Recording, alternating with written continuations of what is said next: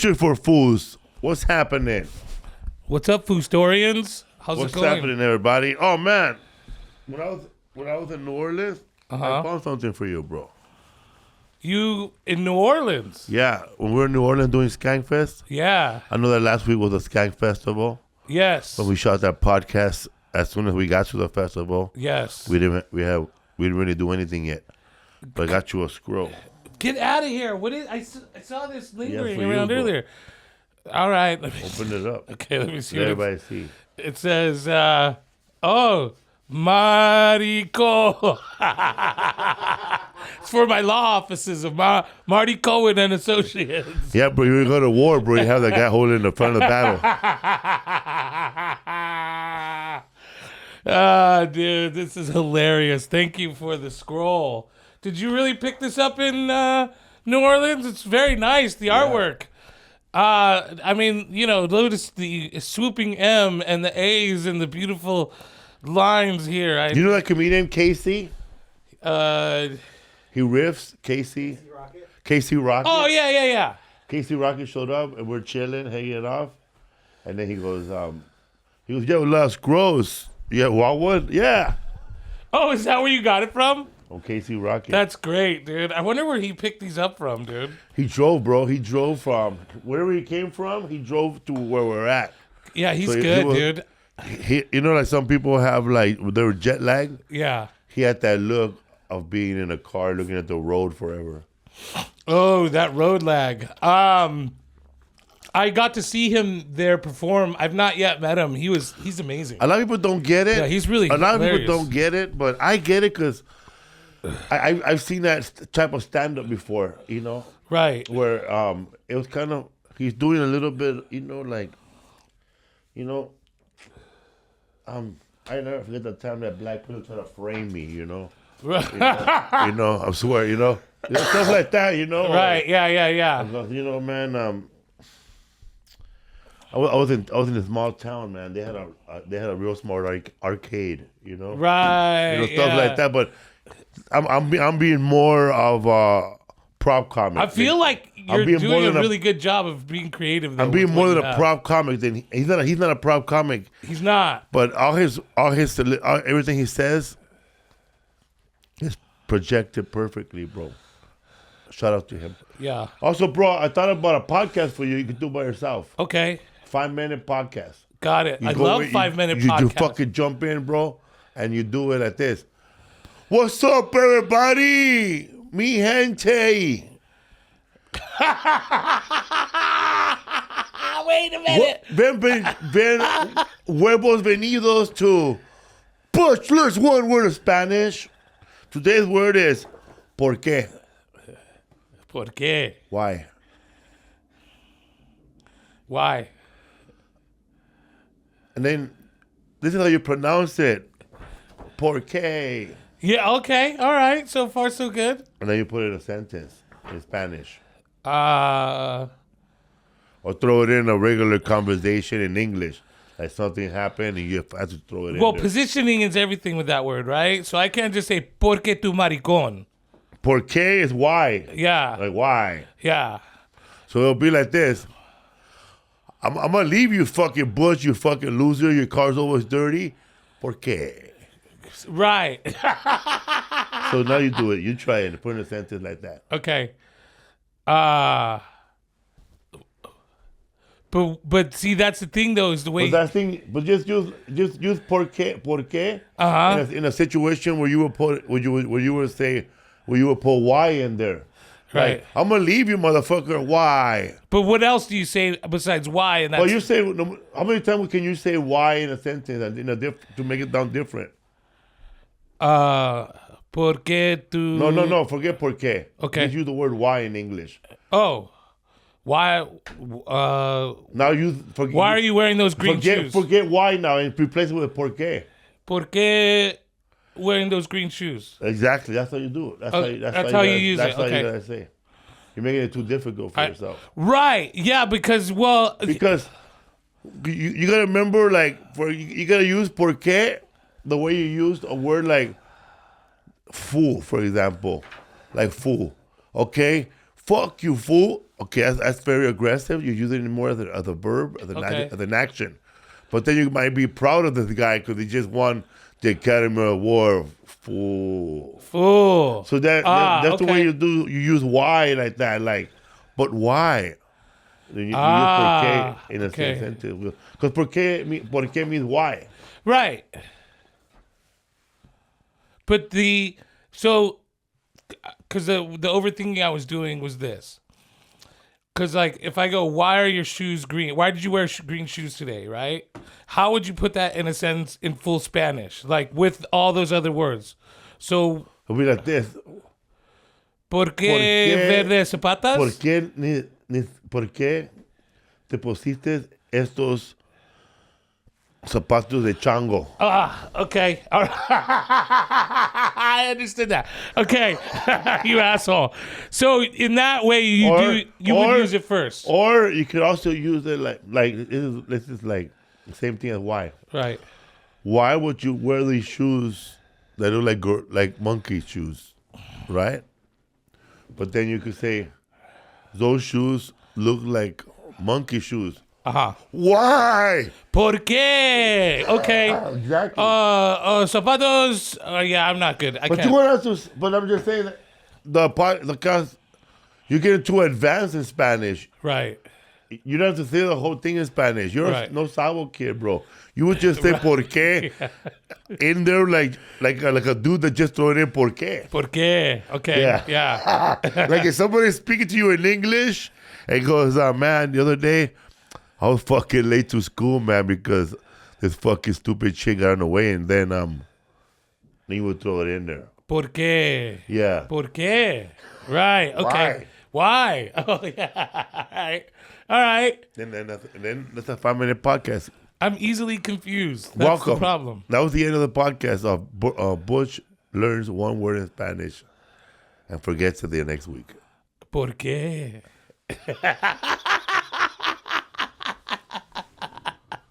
So, man. So I got more grab of goodies here. Oh, nice. What else do we have here? Let's see. Here we go. Oh, wow. You got that at the last place you were at. ¿Por qué? ¿Por qué tú? How do you say finger in Spanish? Dedo. ¿Por qué tu dedo?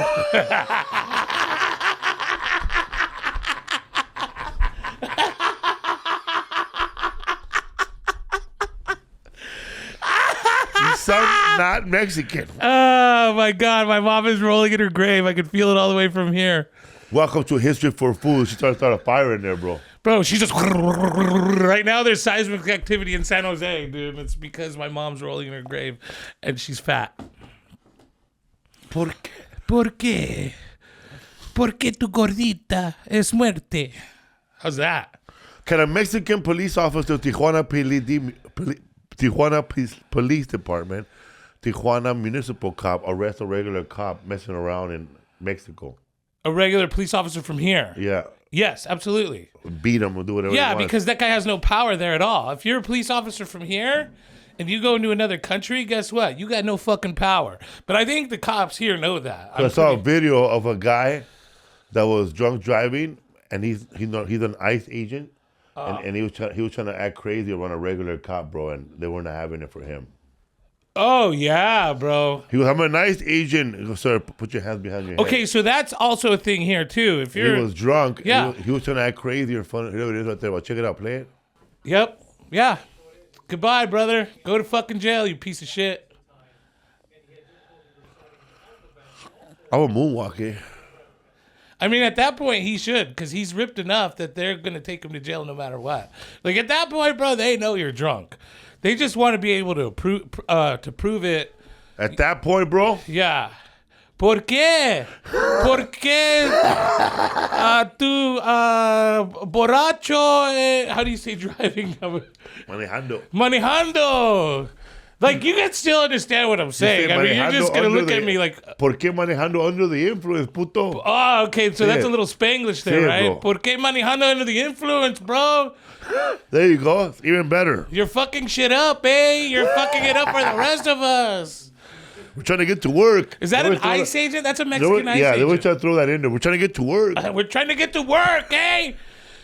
Es trabajando, es oh shit, how do you say morning? La mañana. What's up, everybody? History for Fools here, brought to you by the letter and the word porque. Porque. Why? Today's word of the day is porque. We're going to try to use that in a sentence. Why is MGT Taylor leaving Congress all rich? She was like, guess what? I'm done. I got treated like shit. I guess I better leave. Fuck no, that bitch was taking the money and running, dude. You guys got, Georgia, you got hustled. Her and that lady is going to leave too, man. Pelosi's got, fuck, bro. You see where that, like, we all know where Pelosi lives now because her fucking husband got his head popped open by that one guy. But Pelosi had money a long time ago. Like, the neighborhood that she lives in and Dianne Feinstein lives in, this is the thing, okay? For everybody who watches it, Butch is a fucking liberal and he blah, blah, blah. I also hate these people too, bro, because they're just leeching money out of us. And we all know that Dianne Feinstein, nobody even heard of her till she put her face in front of the news and let everybody know that the LA Night Stalker was wearing LA gears. Yeah. Oh, yeah. And they told her, don't say shit. She had Don't to, say yes, shit. Dude. But she wanted to be the first one. See, this is the thing. When you make a mistake like that, I no longer... But that put her out there, like she Right. said. It made it to everybody else. It made it look and sound like she found the shoes. Right. Well, she wanted to make it She was seem like that. she was Yeah. 100% involved in this. Right. Yeah, and that's the thing is she wanted to see. I never like seen that. her picture with the victims. No. Is there a picture of her with a victim? I don't know, man. I mean, there's a few victims that were left alive, so hopefully those are the ones. And not I can't wait, bro. I know that this will never happen, but nobody should be a senator or congressman from 1975 to 2021. Eh? Why? That's a long time, bro. Yeah. Oh, you're saying like nobody So should there should be term limits. There should be term limits. Absolutely. Hey, what's the longest senator? Who was the record for the longest senator, bro? That was sat there as a senator. Oh God, that's what's his name from the 90s. Turkey Neck. God, he was an old guy, man, and it took a fucking miracle to get him out of there.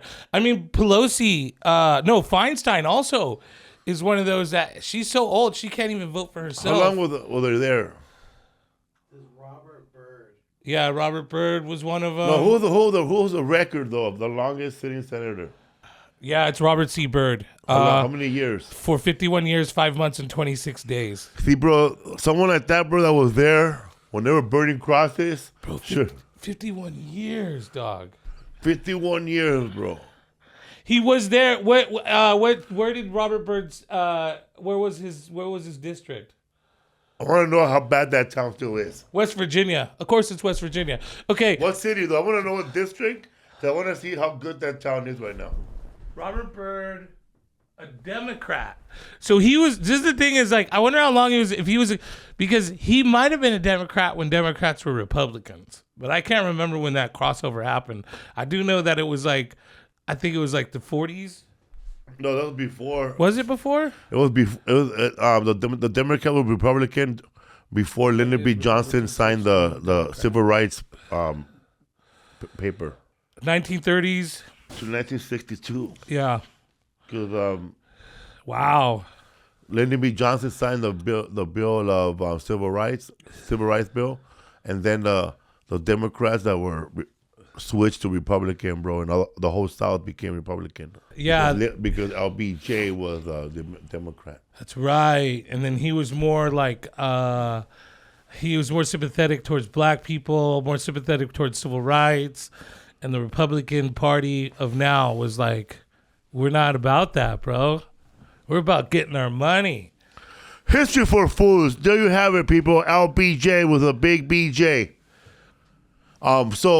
This week we're talking about the 1970s in New York City, and if you look at the photo from 1965 to 1985, it looks like New York was. They dropped the Hiroshima bomb that blew up in 10 years. Right there. See that far right one you have? Right that there, bigger man. One? Yeah. It looks like Pull in on that one. It looks like they dropped a bomb of Nagasaki there. Yeah. But it just took 20 years to blow up. First, they had to push an apartment of 3 people and made it with 30 people. Then they had to stop fixing the plumbing of the whole building. Then the fire trucks decided not to turn off their fires. More people started moving in. The wiring got messed up. The wiring couldn't keep up with thousands of people living there. Then squatters. Squatters came in and lived there. After squatters, artists came in, hipsters came in and started renovating the buildings. But before all that, let's talk about a lot of things that happened before that to cause all this, which was hold on, urban renewal. Let's talk about. I'd like to start out with the movies that we've grown up with in our lifetime. The Warriors, Fort Apache, the Bronx. I mean, you can go the last. Walter Hill. The last. What's the guy that did Kung Fu? The black guy. Show enough. The Last Warrior or something like that. The Last Dragon. The Last Dragon also is kind of mirroring. So, dude, Teenage Mutant Ninja Turtles. If you think of any of that time of New York, right? When you think of New York, you think of like crime, getting mugged, dilapidated buildings. When you look up hip hop and the beginning of hip hop, you look up the beginning of punk rock, you look up the beginning of the expressionist art era, you look up the gay rights movement. This is all taking place around this time, and all those movies represent things that were part of New York for real. But didn't exist no longer. And to be honest, even into the time that those movies were being made, New York was improving itself. But let's ask where this time period was, what it came from, what caused us to think of New York in this way. Also, man, we were going through a silent depression during those times. Yeah, we were. A lot of the companies, a lot of steel companies were being closed all over the Midwest. Yeah. A lot of jobs were going to Vietnam. Right, a lot of manufacturing. Manufacturing were leaving. So this is the thing is like the thing that I love most about this story is the very actually beginning or before the part that we're going to focus on, and because when we talk about New York and what we were seeing, we're talking about like around 1965 to 1981, maybe 70s, early 70s to 81, but. My question was, what was New York like before this and after World War II? After World War II, a lot of troops came. Go ahead. When I went to New York to do a special back in the 90s. Yeah. I think it was like 97. And there was still peep shows there, eh? Right. There was still leftover parts of this society that and it were. wasn't until Major Giuliani and that lady from Beaches. Bette Midler? Beth Midler. They got together and they cleaned up that area, bro, and they put a Toys R Us and a F and all kind of. Oh, you're talking about Times Square? Yeah. When they improved Times Square. Yeah, but check this out, man. There's a movie. Can you put the ending of Sid and Nancy, where Gary Oldman is playing Sid Vicious, and he's dancing to Casey and the Sunshine Band in the Bronx. And you can see the dilapidated buildings right there behind him. And also, this movie was made during those times too, 1976. Yes, and actually, which was a lot of heroin, man. Like a lot of specifically, heroin. this group of people, Sid and Nancy, go all the way to the end. Were thriving in this part. Why do you think they started redlining that district, bro? Okay, well, yeah, and let's talk about. Let's go back to where I said like prior to all of this and after World War II, New York. What was New York like in the 50s? It was right. New York was a workman's paradise. It was people moving in, buying homes. So when you go to New York now, what do you see? You see business people, you see financial people, you see probably tech people, you see hardly any working men actually living in the 5 boroughs of New York. And if they do, it's pretty far out from the center of the city. Well, before that, New York was what was actually called a workman's paradise, where you could have a regular factory job, and there was lots of manufacturing within New York along the river, and there was manufacturing in New Jersey, and you had guys that had regular factory jobs that were part of unions, part of labor unions, and they would come home to their families in affordable areas. They had parks to go to. They had resources. They had social resources like clubs and mutual aid societies. And there were also things that their kids could go. There was paid for. Certain colleges were for free. And it was affordable. All of this was affordable under one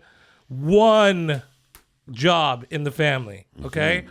And what you started to see happen was these guys who came in with very good intentions that started to kind of make things a little harder on life for people because they started overpricing things. There was too many social programs. There was too much money being spent on infrastructure, and too much and wages were getting high people up in the government were getting raises left and right. And New York started to run out of money. Around 1975, New York had no money, and they had over $1 billion in debt. And what they did every year, and almost every large city does this, is they go, we're going to pay you this much money. And how we're going to pay people in our employment, because that was the other thing. I think there was over 300,000 people working for the New York City government at the time. And so what they would do is they would ask for bonds. They would ask people to buy these huge bonds so that they could pay their city workers now, and then they would let those bonds appreciate to a certain value, and then they'd cash them in, and then they'd have the money that they needed to pay the next round. But what they were doing was weird math. And the other thing is that during the 70s, almost every large city had gone to computers, but New York had only used paper. They were still writing the wages. Everything was recorded on paper. So the math was getting wonky and skewed. Meanwhile, New York is building this huge debt of over $1 billion. And then they go to issue bonds for people to buy so they could pay people off. No bank, no human being. Nobody wants to buy these fucking bonds from New York. So New York falls into what is called a fiscal crisis, where they can't pay their city workers, meaning your firefighters, your garbage people, your transportation workers, your police, your ambulance drivers. All those people decided to take time off and be like, fuck this place, we're out of here. And and so that's what's creating this mess we're about to talk about. I know what you're saying, man. How about Operation Bootstrap, bro, in Puerto Rico, where in the 1950s and 60s, they got everybody that was working in the sugar plants to come to leave everything behind and come to the city and work in the United States, man, industrial jobs and stuff. Right. And a lot of them ended up buying homes. Right. In the Bronx. In the Bronx. Back when in the Bronx, because the Bronx was very diverse, by the way. They had Italians, white Italians. They would have Irish people, Jewish people, and black people, and the fucking Puerto Ricanos, people. Puerto Ricanos come in. That they used to all live together, and they would actually compete over who has the loudest music, man. The Italian would play the music loud. Fucking Puerto Rican would play the music loud. And that was during those times, man, where a lot of those movies came out, like West Side Story, because they were all living in the same neighborhood. They were all living in the same neighborhood. Yeah, this was prior to... But this was before. Yeah. This was the good old days, like we did, like when we talked about Boyle Heights, for example. Right. Just imagine that's a big, giant Soto Street, where everybody lives together. And, of course, they get redlined. Right, just like we talked about for Boyle Heights. Can you explain? Urban renewal, pretty much, if you look up the word urban renewal, what it really means is Puerto Rican and black people removal. Right. I mean, tell them what redlining is, though. redlining, had a lot of friends. Okay. No. Redlining is basically Redlining means like this. Like me, just say I'm a city councilman of Boyle Heights, right? District 14. And I've been winning, man. Because, all my constituents have been like Latino and they've been living in black and they've been living in this neighborhood.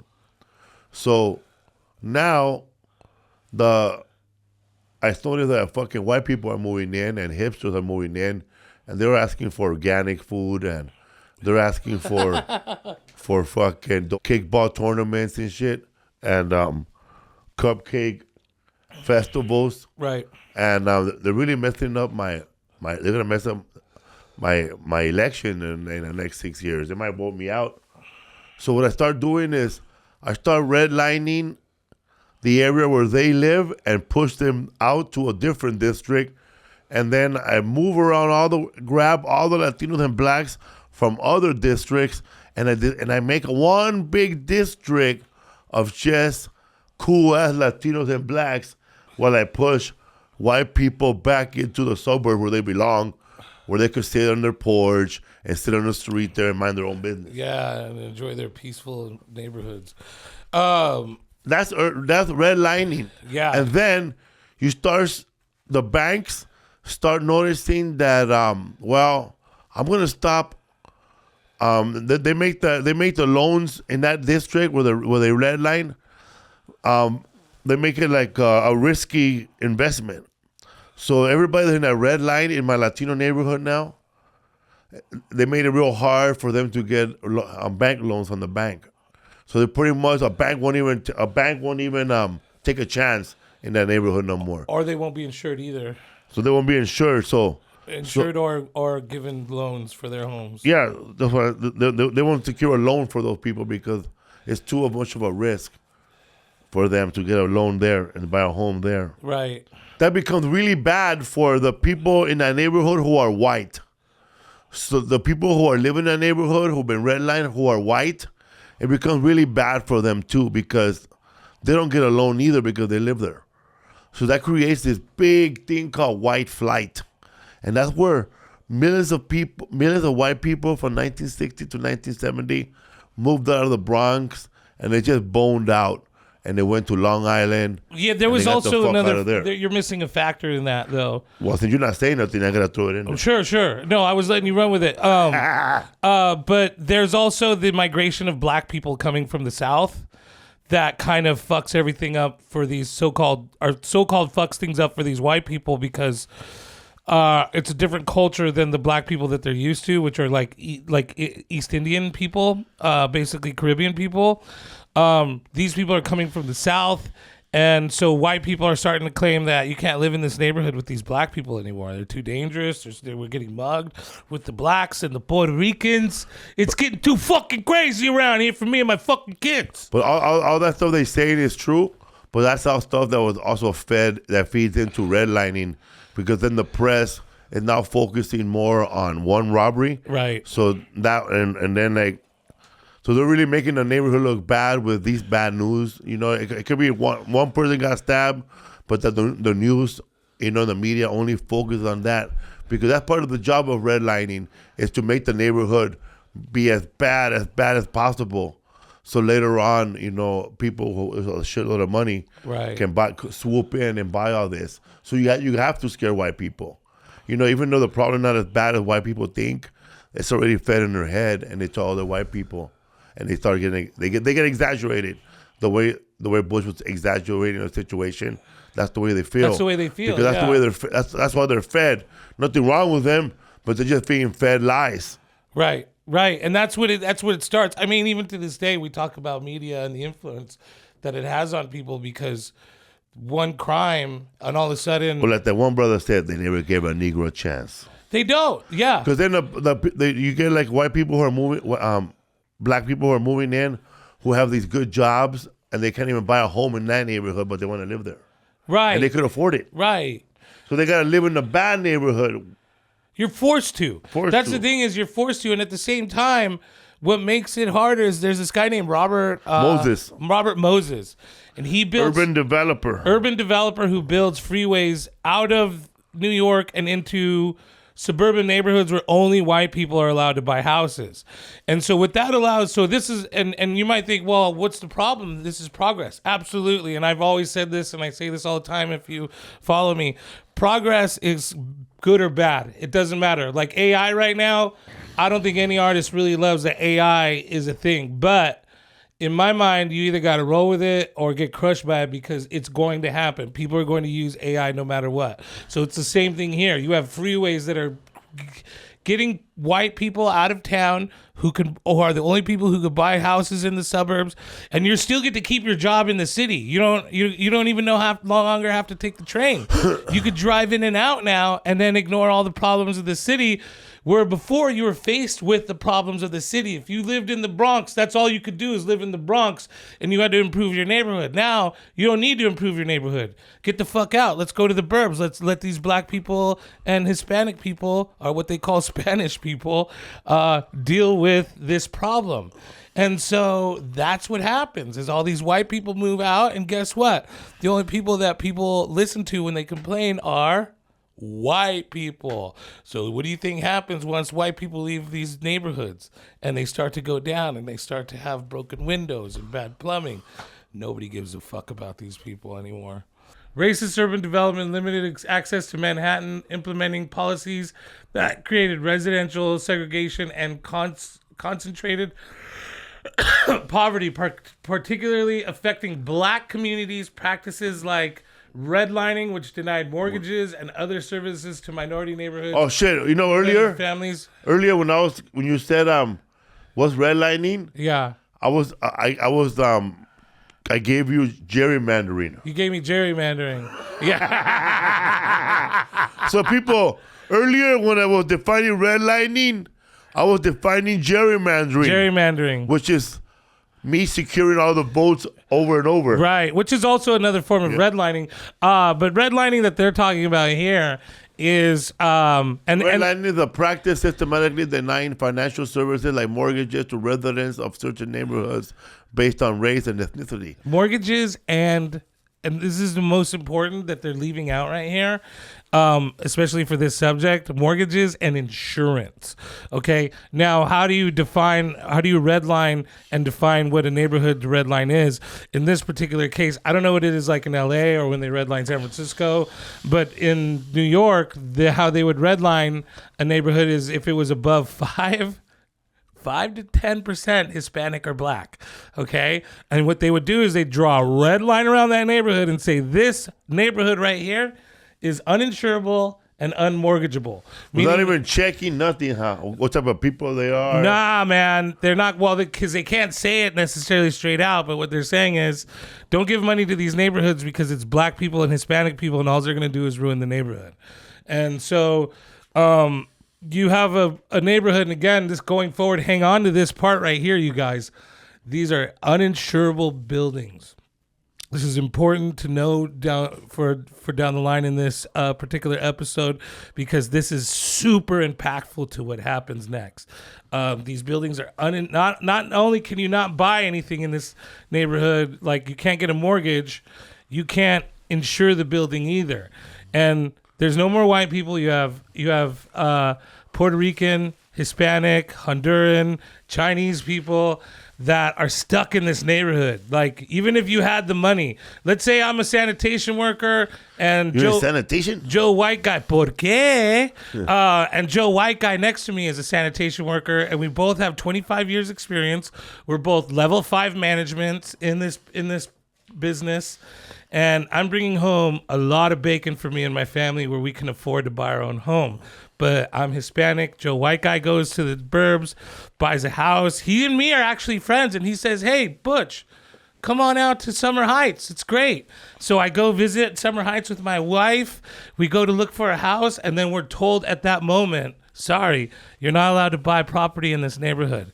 So I have to go back to the Bronx where I'm stuck. And I have to live in this bad neighborhood. Now, again, not for nothing, this was a bad neighborhood. And the reason why it became a bad neighborhood isn't because black people are living there and because Hispanic people are living there.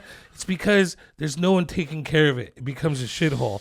It's almost like that car, bro. You buy a car. Yeah, man. The sanitation guy, the street sweeper, he stopped coming 2 years ago. He stopped coming 2 years ago. And there also during Yes. 1970, there was a humongous fucking sanitation strike started by the mob. Huge, yes. And if there's movies out there, man, like Taxi Driver, where some scenes you just cannot ignore Right. that there's fucking pile of trash. Right. And that's real trash. Bro, so I did a deep dive. So that's like, this is bad, bro. Like, this is like 1970s are fucking trash, a fucking strike. And not only that, in 19 something, 70 somethings, fucking New York hits the biggest fucking heat wave ever. Right. And there's a motherfucker out there, son of Sam, stabbing bitches. On top of it. So can I give you Please, bro, a deep dive that I did on sanitation that's going to fucking make you go, ¿por qué? Deep dive to a rabbit hole. ¿Por qué? Because you've been in New York now lately, right? Yeah. Do you notice how they put out their garbage? It's just in piles, right? Every night they pick it up. Every night. And it's fucking just, it's plastic bags, right? Every night, plastic bag. Yeah. So this sanitation strike was part of, I'm sorry, no, there was a different one. This isn't the same one, but this adds to it. So there was a sanitation strike where the garbage men got sick of dealing with bins. Bins? Yeah, so like, the garbage can that... Oh, they were going to be replaced by bins. Dude, bins, no. The garbage men didn't want to deal with bins because they had to pick up this heavy piece of metal and throw the thing in, where they said, why don't we just grab bags and be able to throw stuff in? This is what causes the rat problem in New York to this day. I have a friend who just moved to New York, and she texts, or she puts up a post saying, is it normal that I move into an expensive Manhattan apartment and there's still a mice problem?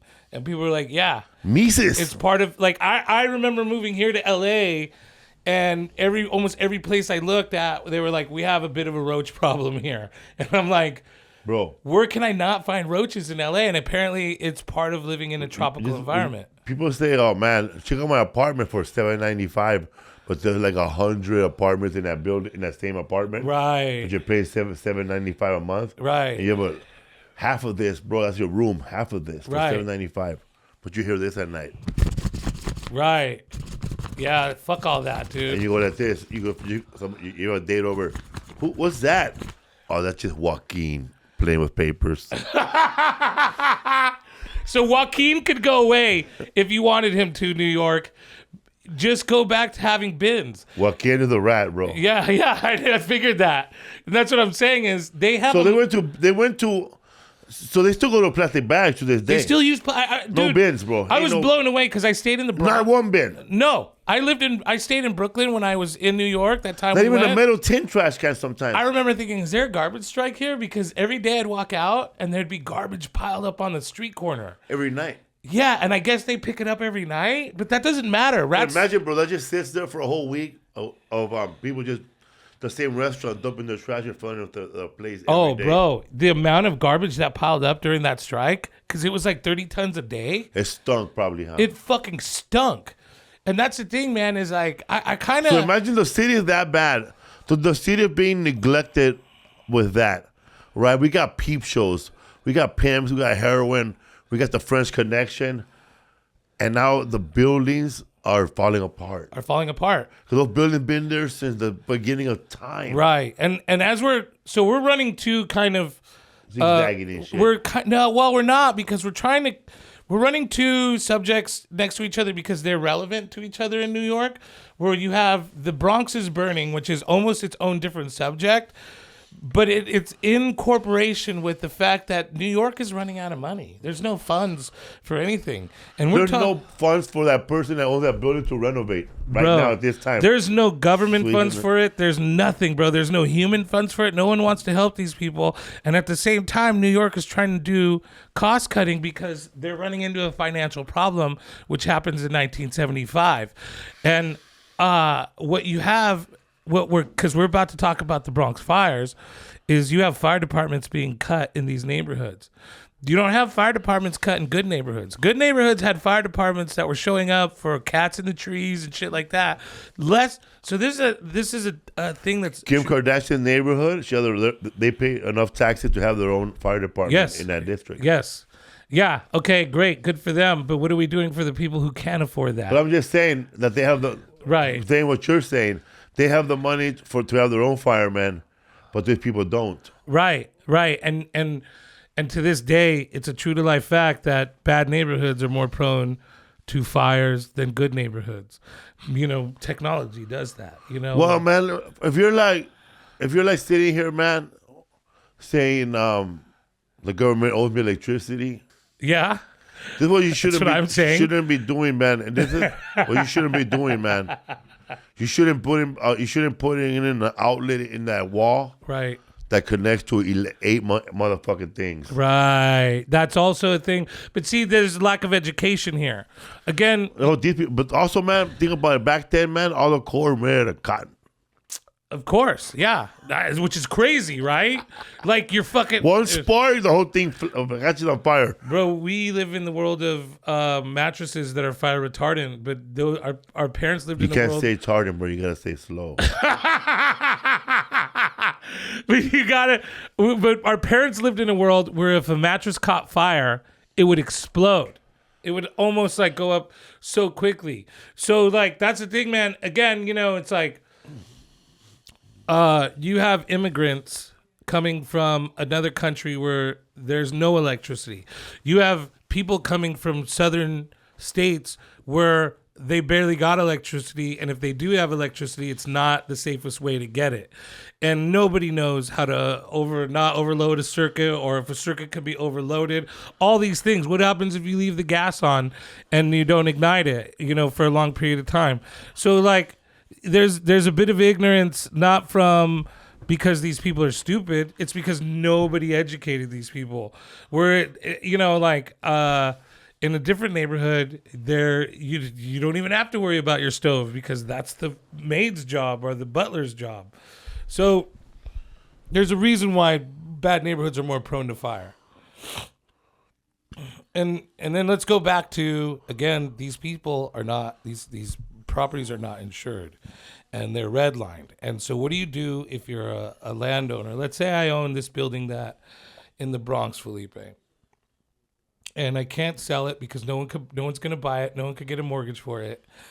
My tenants are paying rent, but I don't feel like taking care of things like appliances. My building starts to get older than the new appliances, and so the circuit breakers and the wires no longer support the appliances that are being used. I'm neglecting the steam that heats up my building, so now these people are using other appliances, and again, so anyway, how do I get rid of these people? How do I get rid of this problem? How do I take care of this issue if I can't if I can't sell my property? What would I do? You start hiring people in the neighborhood to start fires. Absolutely. Well, who would I hire, though? Did you see the local? First of all, that movie, The Warriors, when you saw all those gangs, that's just a little bit of how many gangs. There was a shitload of. Put it the best way, man. People from New York saw that Hell's Angel movie, Hell's Angel Forever. Yeah. And everybody decided to make their own jacket. Yeah. That's where they get the rocket from. Is that where they got that idea from? I always wondered why they have Hell's Angel Forever movie. You see I totally remember that movie, yeah. Yeah, so everybody started wearing vests in New York for some reason, because, it is too fucking cold to be wearing these vests. Yeah, just put up New York gang. Yes, so put up New York gang jackets, though. Like 70s New York gang jackets, if you could find that. Because, so look at the Hells Angels. We've all seen biker jackets. But this was interesting to me because I saw it in The Warriors, but we were watching documentaries and reading about this. I was like, dude, these kids are wearing biker jackets, like with top rockers, a symbol in the middle, and a bottom rocker. There they go, the savage nomads. Dude, that's a gang. These are all New York gangs. Black Spades, Homicide Inc.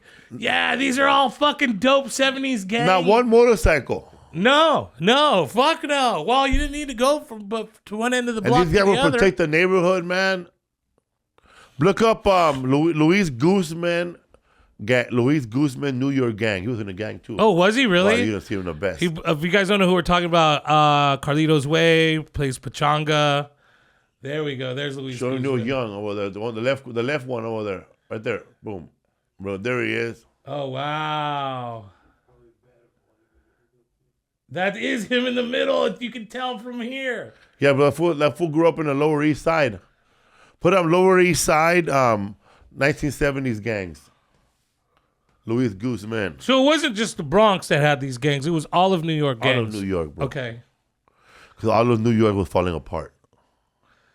Yeah, there was no cops working anywhere. There's no firefighters. The Bronx took it the hardest. The black and white one over there. Yeah, look at that, bro. bro. Look at that, bro. He was ugly even when he was that young, bro.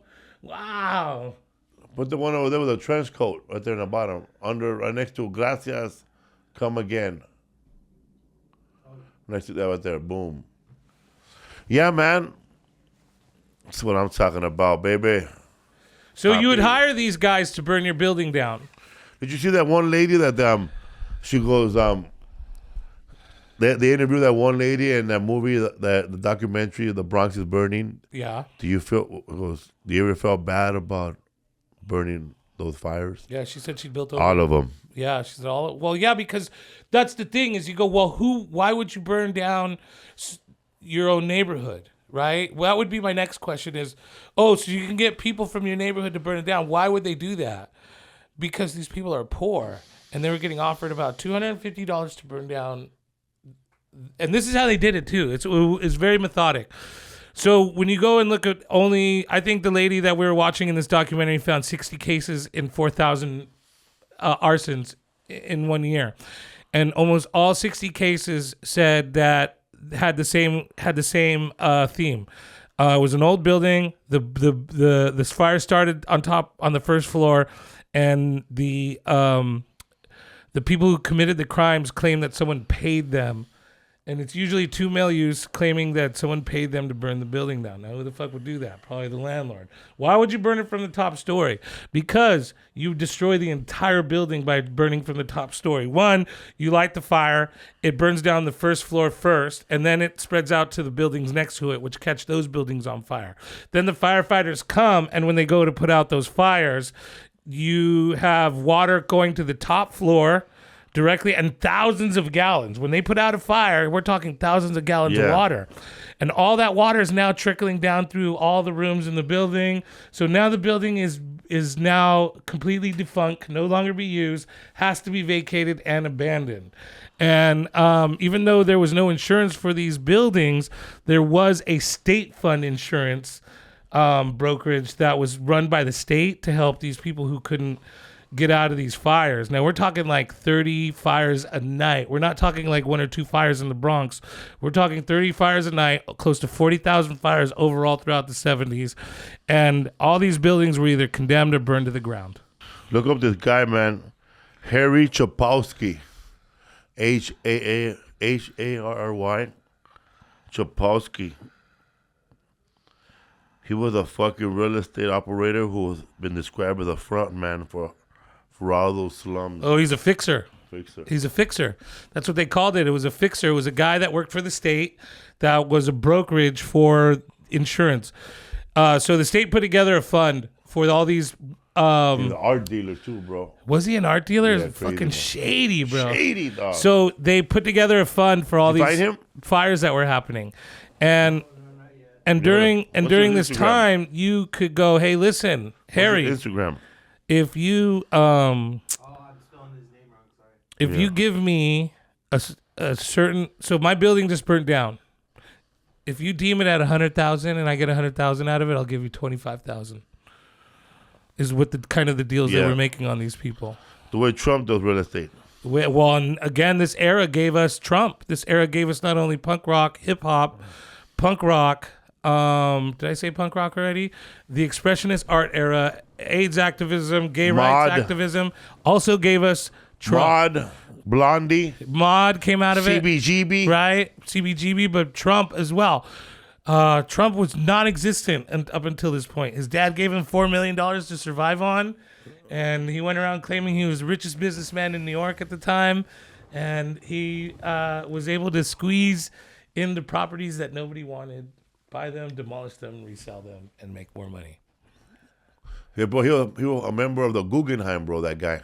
Really? Did you find that guy? Yeah.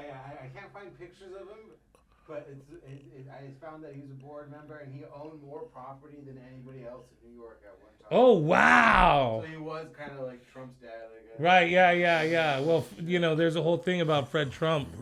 Yeah, look at what that guy, man. Harry Shapowski on Wikipedia. Wow. So they made a movie also, man, about the slumlord with starring Joe Pesci. Yeah, that's right. I remember that. The Super. But those fools, man, they ended up making big money when the property when they finally decided to buy them, huh? Yeah. Well, because that was the thing is that. Or they didn't sell. They just remodeled. They got, but they were not getting loans. You say? Right. So when you look at Bronx, if you look at Bronx in the 70s and no. So here's the crime that was happening. You see all these buildings you see rubble, like we were pointing out earlier in the episode. That's because these buildings get burnt up. And then what happens if, let's say you own a car, Felipe, right? And I crash into you and your car gets totaled. What happens when you get your insurance? You get a check, right? Yeah. Now, is there any Fix the car. but it's to fix the car, but is there any law that makes you fix your car? You could just walk off with that money, right? It's the same thing with buildings. There's no law to fix that car. Or they could tell me to have someone do it in their backyard for half. Right. And I keep the other half. So that's okay, and that's best case scenario. But these guys were just taking that $100,000 for that $35,000 building, Because there was no oversight. and they were walking the fuck away. Now I wrote some numbers down Write them down. on how much money was given out during the 70s. So in 1968, fires had increased 50% during this time. Cops were not giving any money. Fire department, they started to call it Fear City. Cops were handing out pamphlets to visitors saying, "Welcome to Fear City," because there was no money. The state paid out $10 million in the first year of the fires in 1974. That's $65.7 million today in insurance money. Lloyd's of London overall paid $45 million by 1980. That's $250 million by today's standards. Landlords were not obligated to build. In 1981, 26,000 people lost homes.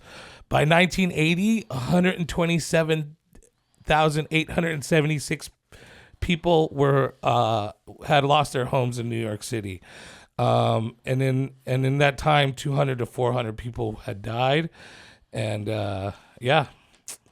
And then by the end of all of it, by 1989, 250,000 people had been displaced.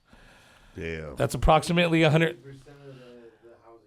Right. And 80% of the housing by then, and then approximately 120,000 people per year had lost. And that would do, these are all the numbers that I was reading.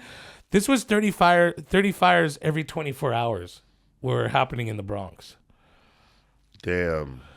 I remember watching movies, bro, where like Run DMC, and then it was like a battle, like somebody blew it up or something. Yeah, and that's the thing, man, is what they were doing, this is another thing, man, was because the sanitation department had so little help and the fire department. So the fires that were reported are only they're considered only half of what fires had happened, because those were times that fire departments showed up for those fires. The other half, nobody showed up to these fires because there were no fire departments left in the Bronx. Only fucking fire departments from Queens, Long Island, the Brooklyn area were coming in to help, and by the time they were getting there, it was too late. And the other thing that was happening is because the sanitation department had so low numbers of people helping, they would wait for buildings to burn down completely. Then they'd move the garbage from that lot over to another lot.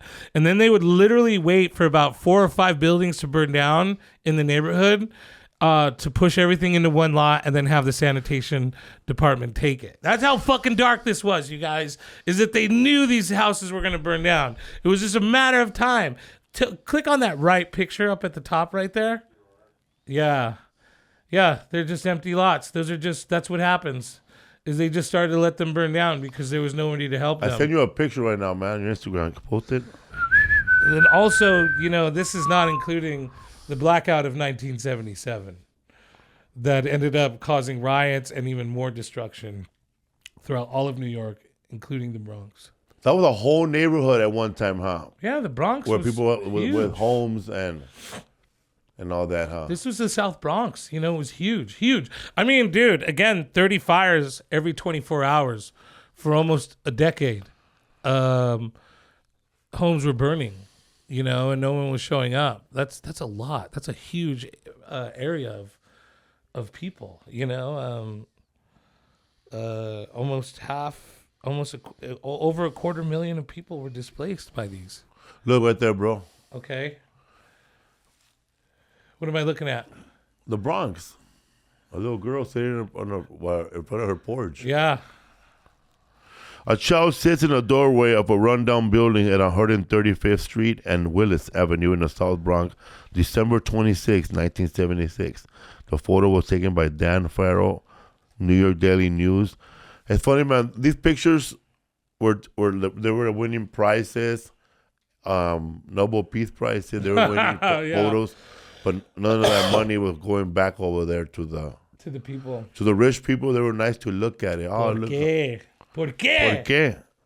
And I'm looking at what people are writing about that photo, and this person says, "I remember well the South Bronx was the most poverty-stricken big city urban area in America at the time.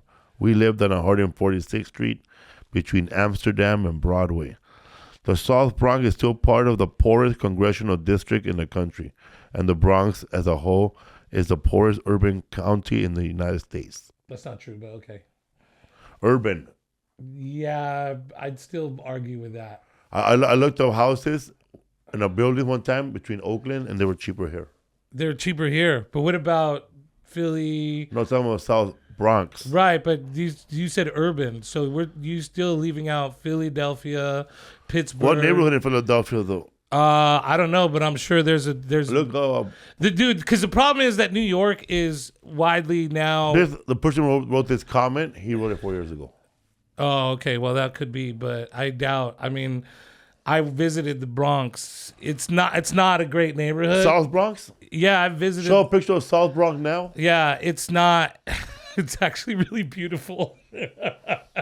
Like whatever they did to it, because there was a rejuvenation project, and there are still poor people living there. I'm not saying there's not, but I doubt that this is the poorest neighborhood in any urban neighborhood, any urban neighborhood area. It doesn't. Jesus Christ, it doesn't. Because that's the thing is the screen's black again, but it doesn't. Here's the thing, man, is because where I live right now, yeah, see, dude, South Central does not look like. I love South Central, by the way. No shade on South Central, but South Central doesn't do this right now. There's no way this neighborhood is poorer than South Central LA. Maybe cheaper than Oakland. They're just showing you where people buy stuff, but right? But they're not showing you where the people actually live. No, but I did drive. I went through. I visited the South Bronx. I visited all of the Bronx. Yeah, I feel there were poor people there. It was rad because there was definitely an ethnic culture there, but you still have to have 2 jobs to live in that neighborhood. Oh, yeah, 2 jobs. You know what I'm saying? Where I think there's some parts of Memphis. I think there's parts of Philly. There's parts of other places, South Miami, that are way more affordable where you don't need 2 jobs to live I got in. 2 words for you, bro, and that's it. To shut it all down. Let's go. Wilkesboro. That's it. Wilkesboro. What's Wilkesboro? Wilkes-Barre, bro. Pennsylvania. Oh, yeah. Oh, Wilkes-Barre. Jeez, exactly, dude. Gary, Indiana. We did this. We actually No, did this. Wilkes-Barre. That's it. That's it. Okay, Wilkes-Barre. Let's just That's go with it, that's Wilkes-Barre. it. Yeah. That town has a fucking. Remember, that sounded so bad. Oh, that town. Turnkey What's houses. happening to Wilkes-Barre and those towns in Pennsylvania? Yeah. Is what happened to the Bronx, where they're just gonna let the place rot, and you're not gonna be able to buy a home there, and the person that sells it is gonna end up selling to the city, and you can't sell it to anybody else. Redlining still exists. Remember? Yes. That's the town. Remember that other town nearby where they shut down that mine, but the motherfucking smoke still comes out. Yes. What's the name of that town? Hold on. Oh man, I got it right Remember here. when we were What's talking the to name the of that town still burning in Pennsylvania? Remember when we were talking to the locals? They were dying, bro. Centralia. Centralia, yes. Shout out to Centralia, So we were Pennsylvania, talking- and Wilkes-Barre. We looked at Wilkes-Barre, and while because this is one night me and you were like crackheads. We were following that fool cruising. Yeah. So Wilkes-Barre has turnkey homes, meaning you could just buy the house outright and not have to make any improvements, and there's fixtures and everything in it. $5,000. There's that smoke. That's Centralia. Centralia, Pennsylvania is a town that actually no landlord lit on fire. There was a mine fire in one of the coal mines there that got out of control. And that's how much coal is in some of these places. This fire is still burning. Nobody could live there unless... Look, 1983 now, bro. Yeah, look Gone. at that, dude. A whole town gone. Whole town gone. The Bronx is still there. Guess what human beings did, Dad? Yeah, dude. And the Bronx, still thriving. Look up price of 4-bedroom home in Wilkes-Barre. Yeah. You'll be fucking blown away. And we looked this up 2 years ago. On what stuff? Yeah. On this podcast? No, me and you were sitting in that. Yeah, we're trying to find them. We're sitting. Those are huge homes at $300,000 in Wilkes-Barre. How much it costs to live in an apartment, bro? Oh, bro, the medium income probably. Wow. How much a home like that costs in Venice Beach? That's over $1 million. Yeah, way over $1 million. Silver Lake. Oh, we're talking Bakersfield. over $1 million. More. Over $1 million. Absolutely. A house A like price of a home in South Bronx. you probably get one for Bakersfield about $700,000. The Bronx, still expensive. Yeah, over 1.3. 640,000. That's for an apartment. For an apartment, not a fucking 3-4 bedroom house like They we ain't were no just looking at. 3-bedroom house, bro, in the Bronx. No, there's not. But I mean, still giving you an idea though of 1-bedroom, 2-bedroom apartment. We're looking Hey, at look for over $500,000. price of home in Mono Lake, bro. Mono Lake. ¿Por qué? ¿Por qué? M-O-N-O Lake. California, right? Mono Lake is 700 a fucking is the main. Look at that, dude. Look at that, 738,000 for probably an average home of 2 bedrooms. Look for our average home prices in Oildale, California. Yes, that's what I want to know now. Let's see if it stands up to the Wilkes-Barre. I bet you they're really... Dude, also Wilkes-Barre got a little more expensive since me and you last checked in. Uh-oh. Whoa, 281,000. So it's close to Wilkes-Barre.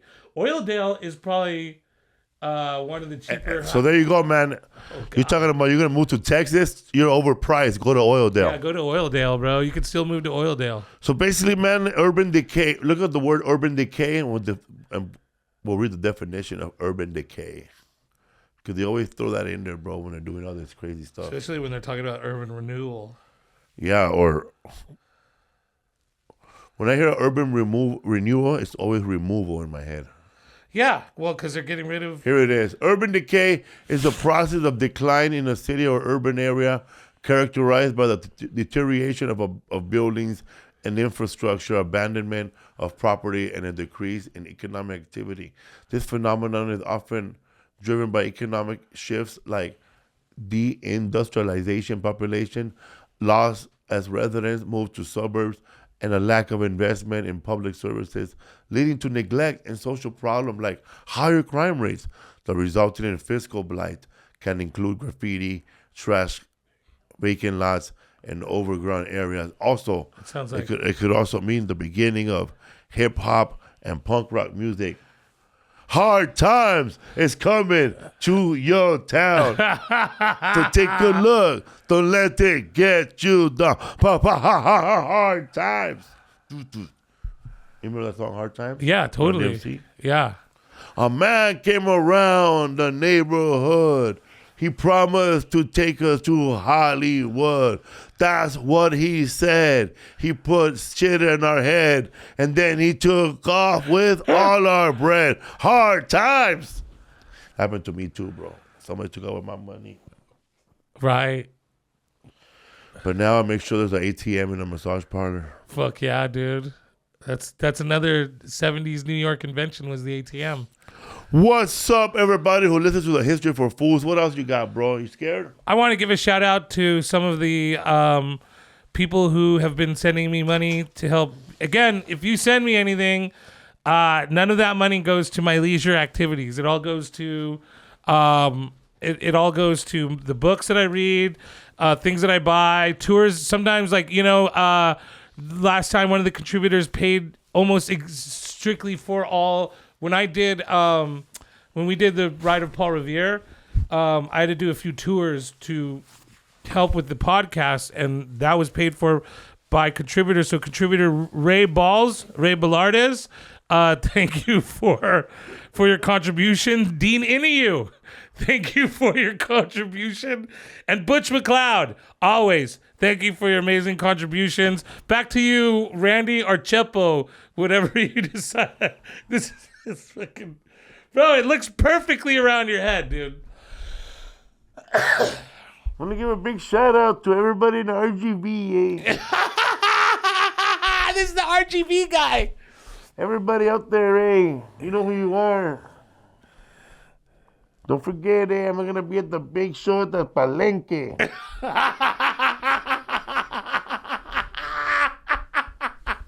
I don't know why this guy got the giggles, but...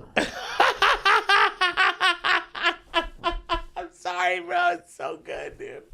In my town, if you laugh a lot for no reason because your culo is itching, Because you're a maricon. If I hear my Asian maricon. Orale. History for Fools. Shout out to the Scroll. Thank you for watching. Urban Renewal. The decline of the South Bronx. Don't forget, man, a lot of the stuff that happens is because shit happens, man. And people don't want to pay for that building, man. There was no money. And it still happens to this day. Redlining's not a thing of the past. They just don't call it redlining anymore. It's called moving the Oakland Raiders to the Las Vegas Raiders. Yeah. And moving the Oakland A's to Sacramento and then moving them to Las Vegas. Yeah, exactly. You think if Oakland ever revives itself, which it will, It will. and it's going to come back strong and they get a new football team? No, they won't. You think the city will accept a new football team? No, because They're called the Oakland Commanders. I don't think they're going to have a pro team for a while because the people that are moving into Oakland and regentrifying it are fucking soft and are not into sports. They're not people that are into sports. They're not people that are doing much contributing to the community around them.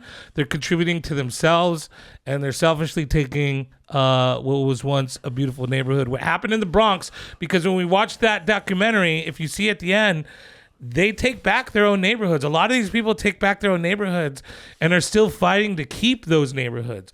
Whereas Oakland, it's losing its neighborhoods and there's no fight other than the people, but the people are not being supported, because that was the other thing that happened in the Bronx is they had Mayor Koch. I want to point this out before we go anywhere, because people are going to talk about Mayor Giuliani bringing back safety and bringing back beautiful things to New York. Stop and search, you brought it. That is not true. Mayor Giuliani fucked up a lot of shit. And then even after 9/11, where he was supposedly America's mayor, they found out that he was lying about a lot of things.